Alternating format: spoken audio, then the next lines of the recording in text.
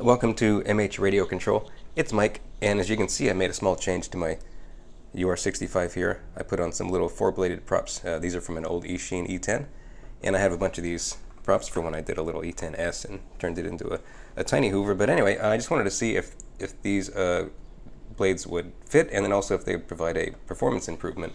But the main thing they did for me was they got rid of a really bad vibration and rattling sound I was having with my original props, and I just thought that that's the way these little models were.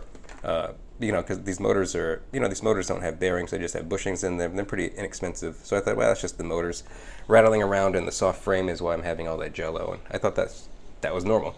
But then when I changed to these props, that vibration went away. It was like twice as smooth.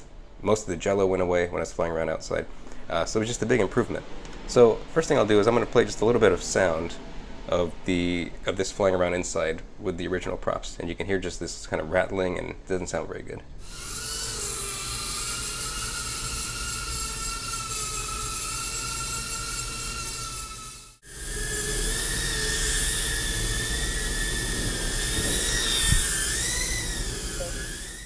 So I think you can hear there's a clear difference in smoothness, and that translates into the flight performance and also the smoothness of the video.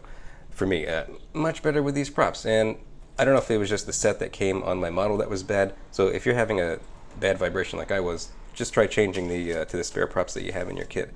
And if that doesn't fix it, then I would definitely recommend getting some of these little four-bladed props, which are made for like a E10, and then these are easy to get anywhere. So that's my tip. So here I will cut to me flying around in the mountains with the new props. Perform much better, and very happy I made this change. Anyway, thanks for watching, and I'll see you in the next one.